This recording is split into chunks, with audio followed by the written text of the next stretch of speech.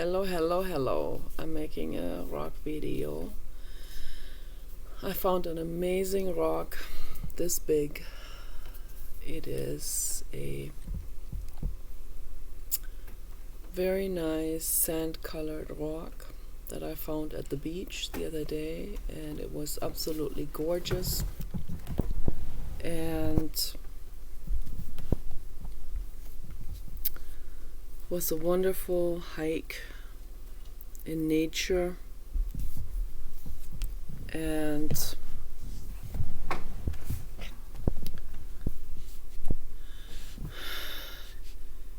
the rock is very, very healing. And we voted for Donald Trump, and that's really, really wonderful. Okay, and I highly recommend to people to vote for Donald Trump because he's the absolute best for us, for all of us. Okay, for all beings worldwide. It's the truth. Okay, and I did some more painting at the other house. I'm working on a piece that is very long, almost like as long as the wall, and very narrow, and that piece is gonna go into the corner. That will be next to another long painting, and they will look really good together.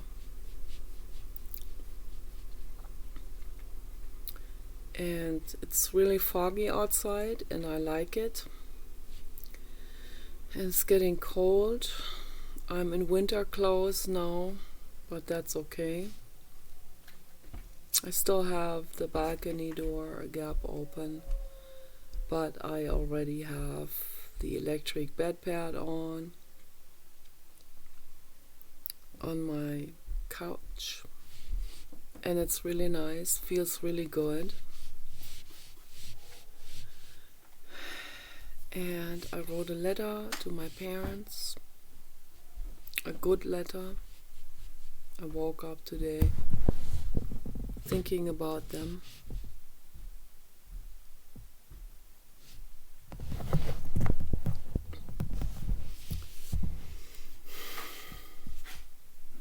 And I have a lot of thoughts going through my mind all the time.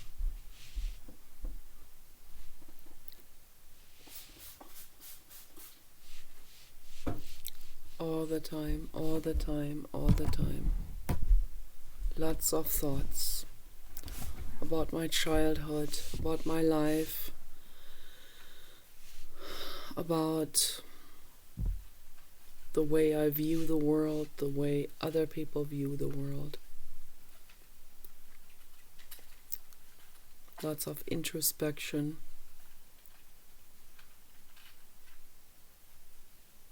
And understanding, seeing the things from a wider angle,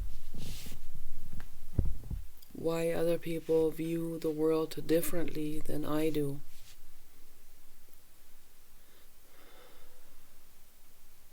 And I think the reason why is because most people don't view the world from a wider angle. They are finding themselves immersed into this immediate society that they're surrounded by, the immediate friend circle, family, and so on. And they grew up never questioning anything. For some odd reason, I have already questioned things from day one in my life. I came into this world questioning others. So I remember our nanny, she would always notice that when we're supposed to do something from some kind of instruction book, I would always completely ignore the instruction book, instruction manual on everything. And she would always notice that I will, whatever I'm supposed to make or create according to the instruction book, that I will always do it completely differently, and according to the instruction book I will make mistakes and I will do it wrong. But according to myself, I did it right. So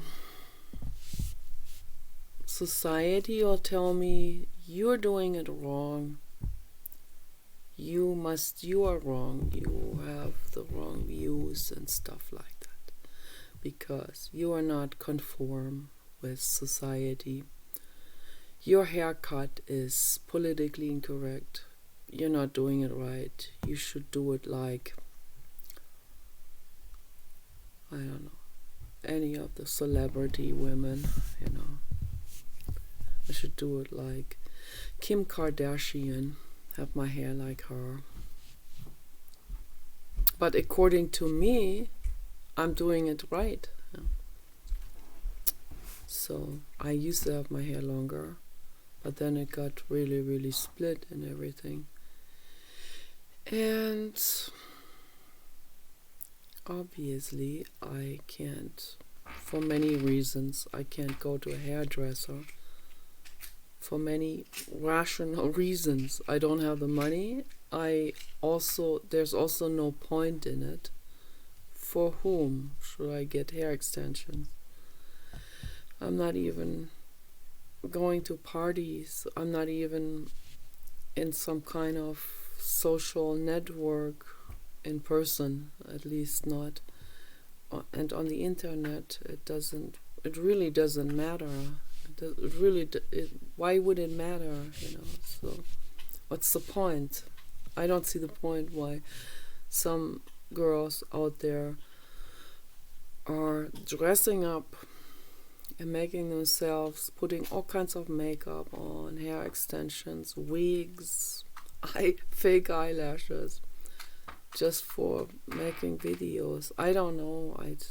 It doesn't make any sense to me. It's too much trouble. I'm lazy. I just want to be pampered all the time. I don't want to do anything for it. You know, I don't want to dress up.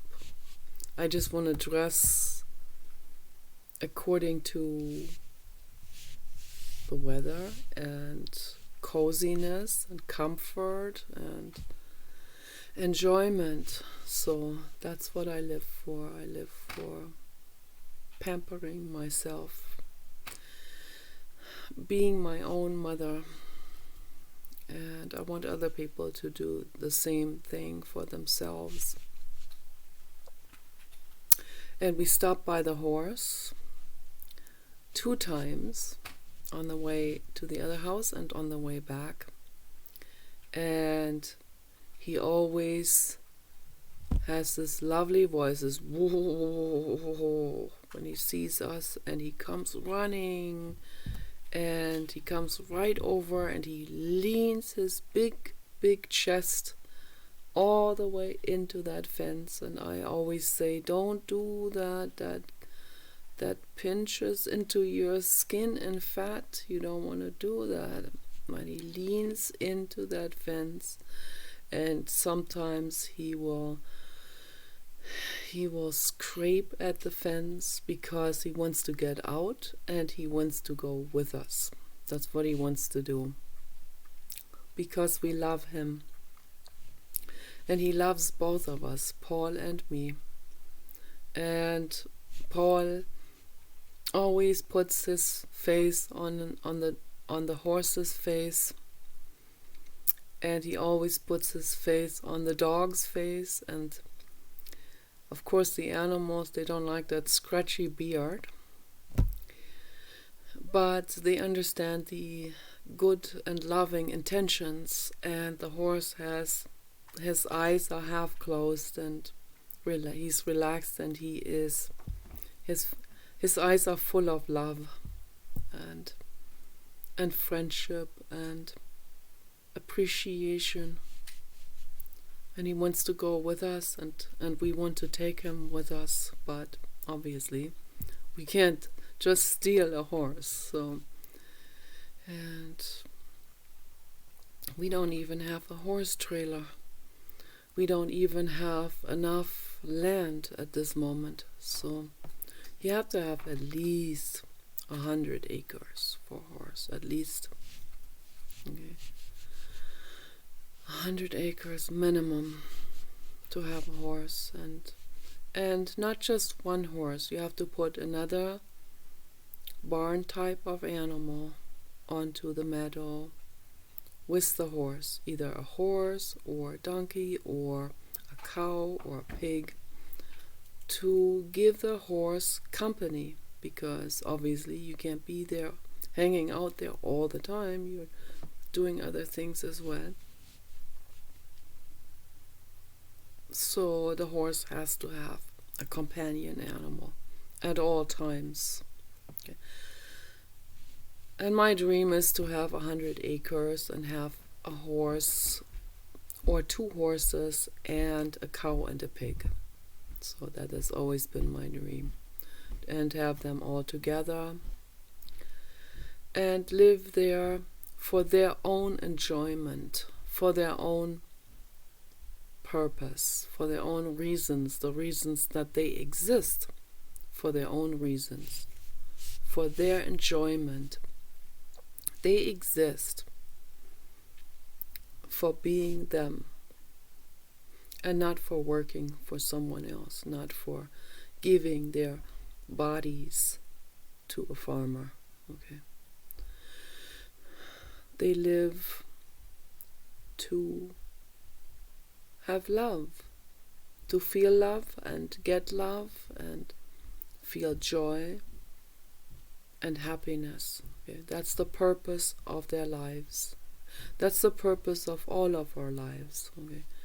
And so if we had 2 Belgian draft horses, that's what I want. I want 2 Belgian draft horses. Brabants, that is their name. Those are, in German they call them Rückepferde. They draw heavy things. They move very, very heavy trees from one place to another. That's how strong they are. But I am against making them work. So I would like to have 2 Belgian Brabants and a cow, a very large cow and a very large pig, and have them live together in happiness, and we hang out with them a lot. And we have a European Basset Hound, and we all hang out together with them on the meadow of 100 acres, and maybe have 2 meadows of 100 acres, have 200 acres, and have 2 separate meadows. That's really the best way to do it, because then the grass has time to grow back on one meadow while the animals are on the other meadow. And then when the animals have grazed down the grass on one meadow, and you always constantly have to clean up after them also every day. Okay, you have to go out there with the large I don't know what they're called, like a shovel scooper type of thing. That's what I use also for the dog poo-poo, and a hand rake. And you have to go out there and do that. And we used to do this always in Germany for our horses, Iceland horses. My mother had 2 Iceland horses. I had a pony, but he fit in with the Iceland horses. He was about the same size. And so we would always, and then we had a community there. People would take turns.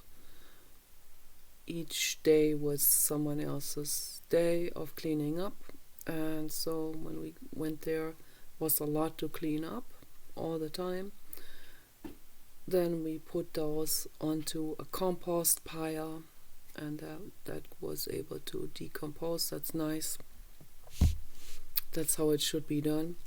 There should be no pesticides used ever on anything. No chemical fertilizers. It's also not necessary when you do composting. You have a diversity, you have a healthy ecosystem that takes care of itself. So, yeah, and so when one meadow is grazed down, then the horses can be brought to the meadow that had recovered and that has really, really high grass on it, like 2 feet high or something, and they love it, and it's like a paradise. It's wonderful. And so I highly recommend to people to do it that way, okay, and to do the composting method with everything, with all bio waste, all including sewage, okay.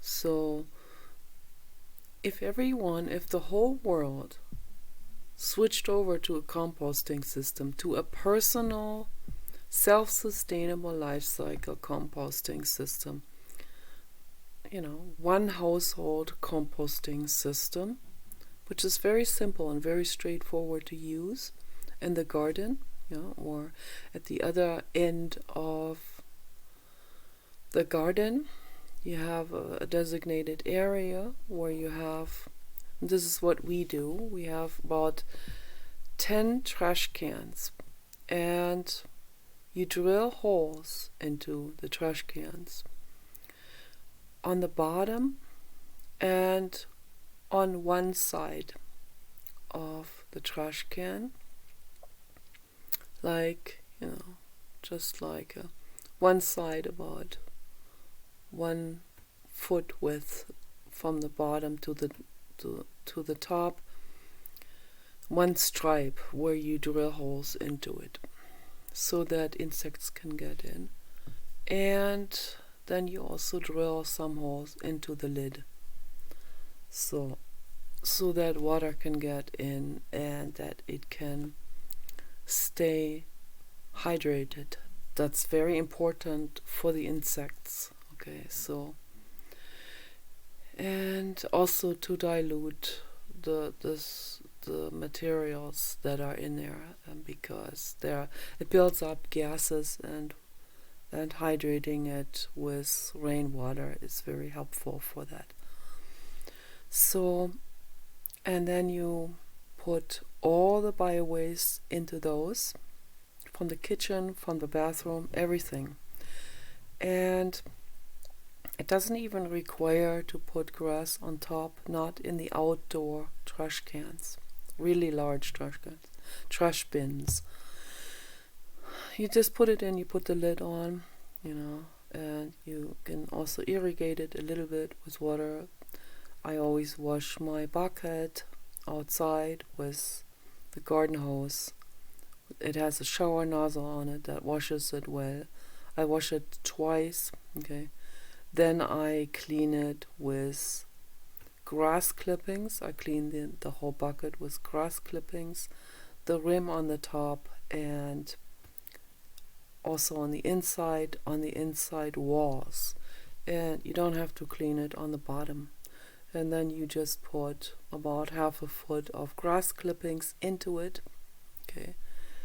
And that absorbs stuff, and then you put like a whole lot of grass clippings on top of the dung and then the next time you bring it outside, okay, and then can clean it again. And I clean that bucket about every day and rinse it, and it's very nice to do this. I don't know why he has to do this right now, but whatever. It's super annoying. But anyway, so the composting method is very good for the environment. Okay, and I saw people in chat rooms, some people from India also, even people from the third world, that because the reason why I bring this up a lot, particularly towards people in the third world, where they have very bad infrastructure, which they should use for their advantage, So having an infrastructure like we have here in the Western world isn't serving us, is not serving the environment at all. Rudolf Steiner warned us about this. He said that modern agriculture ruins the environment and depletes the topsoil. So, and that's exactly what's happening. And I think that the main immune deficiency illnesses, the C word, illnesses, which are hijacked by the medical industry and sold to you as a massive threat. That's just a scam. The reason why people have immune illnesses is because they don't get enough nutrients, because the waste management, the sewage facility, all the sewage facilities, they have taken nutrients away from our lands. So this has to be reversed, okay, if we want to save this planet and all beings and your health. This has to be reversed.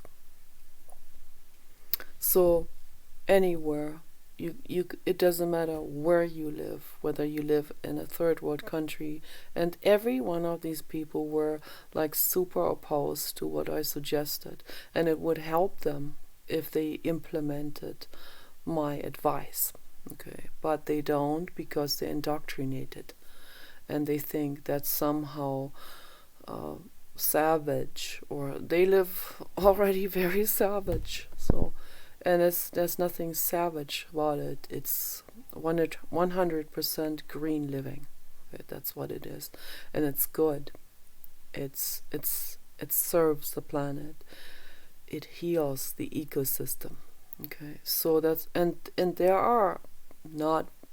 It doesn't smell very bad. It does not smell worse than any farm. For example, you'd think human dung would smell a lot worse. It does by itself, but not in that method. It doesn't, because you put all this stuff together. You put kitchen compost in it as well. You put grass clippings in as well. You put mulch from, mulched garden bio-waste materials in it. And all of this together, and with that irrigated with the lid on top, with the insects constantly going into it, the earthworms in particular, they have to be able to be getting into it from underneath. So they get into those holes that are underneath, and they decompose all of that material in about 1 month. Okay, and all the gases are gone then, and all those insects, they immediately eliminate all those gases, the methane gases and stuff, and they turn this around. They recycle that stuff into black, rich, very highly nutrient condensed earth soil for food plants. Okay, and that is the biodynamic green life cycle. And I highly recommend to people to do this, because if everyone did this, we can restore the balance on this planet.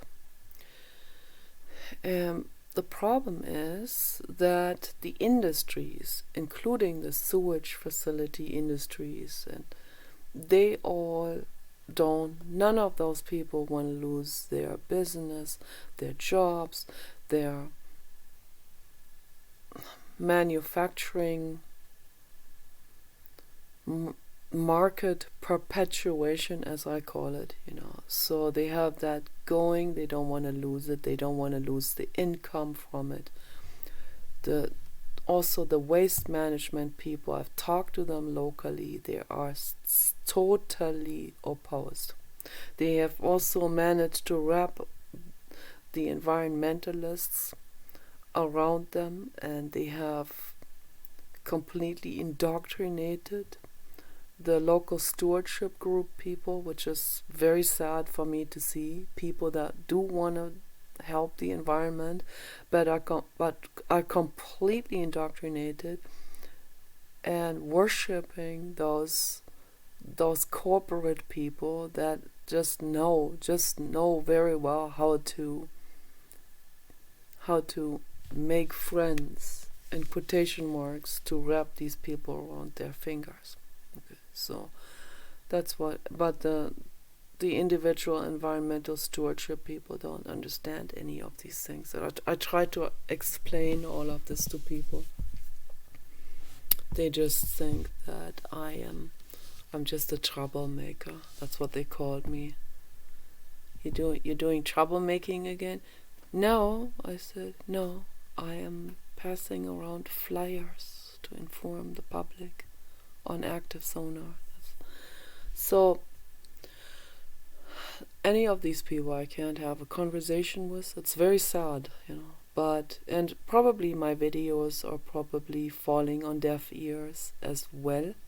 But I make the videos anyway, because it doesn't hurt to make the videos. Okay, and give this real wholesome advice to everyone to make their lives better. It freezes in off and on, but it doesn't freeze up like on the other Chromebook. So thank goodness. I think it freezes in a little bit here and there because the internet connection is very, very slow. I can't wait for the Elon Musk's